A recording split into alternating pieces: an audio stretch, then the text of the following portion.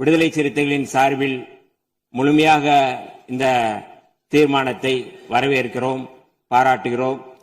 இதற்கு அடுத்த முன்னெடுப்பு என்ன என்பதையும் நாம் தெளிவுபடுத்த வேண்டிய தேவை இருக்கின்றது. இயல்பாகவே இந்தியாவினுடைய கடைமடை பகுதியான தமிழ்நாடு இயற்கையான வற்றாத ஜீவநதிகளை கொண்டிருக்கவில்லை. பாலாறாகட்டும், முல்லை பெரியாறாகட்டும், காவிரியாகட்டும், பிற மாநிலங்களோடு இயல்பாகவே நாம் நீரியல் தேவைகளுக்காக போராட வேண்டியிருக்கிறது. இந்த சூழலில் புரட்சியாளர் அம்பேத்கர் அவர்கள் இந்த நீரியல் தொடர்பாக நீர் பிரச்சனை குறித்து என்ன மாதிரியான தீர்வை முன்மொழிந்தார் என்பதை நான் இந்த அவையிலே சொல்ல விரும்புகின்றேன்.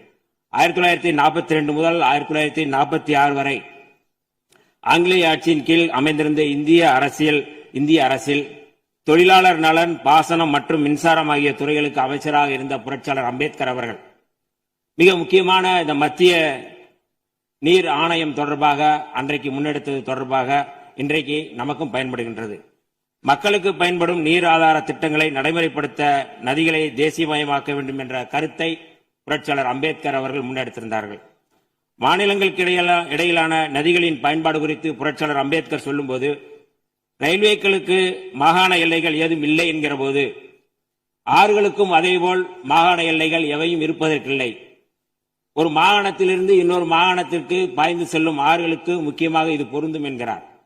காவிரி நடுவர் மன்ற தீர்ப்புக்கு எதிராகவும் கடந்த 16/2/2018 அன்று வெளியான உச்சநீதிமன்றத்தின் இறுதி தீர்ப்புக்கு எதிராகவும் ஒன்றிய அரசின் நீர்வள குழுமத்தின் திட்ட மதிப்பீட்டு இயக்குநரகம் மேகதாது அணை தொடர்பாக விரிவான திட்ட அறிக்கையை தயாரிப்பதற்கு கர்நாடக அரசின் காவிரி நீர்வாரி நிகம நிறுவனத்திற்கு அளித்த அனுமதி தொடங்கி தமிழ்நாடு இதனை உறுதியுடன் எதிர்த்து வருகிறது. தமிழகத்தின் வேளாண்மை சார்ந்த மக்களின் நலன்களின் மாத்திரமல்ல, கர்நாடகத்து விவசாயிகளின் மீதும் நமக்கு அக்கறை இருக்கிறது எனினும் இச்சூழலில் மாண்புமிகு முதலமைச்சர் அவர்கள் முன்மொழிந்துள்ள தீர்மானத்தில் குறிப்பிட்டுள்ளபடி கர்நாடக அரசு மேகதாதுவிலோ அல்லது காவிரி படுகையில் வேறு எந்த இடத்திலோ அணை அல்லது எவ்வித புதிய நீர்த்தேக்க திட்டத்தை பிற படுகை மாநிலங்களின் இசைவு இன்றியும் ஒன்றிய அரசின் ஒப்புதல் இல்லாமலும் மேற்கொள்ளக்கூடாது என்பதை விடுதலை சிறுத்தைகள் கட்சியின் சார்பில் நாங்கள் வரவேற்கின்றோம்.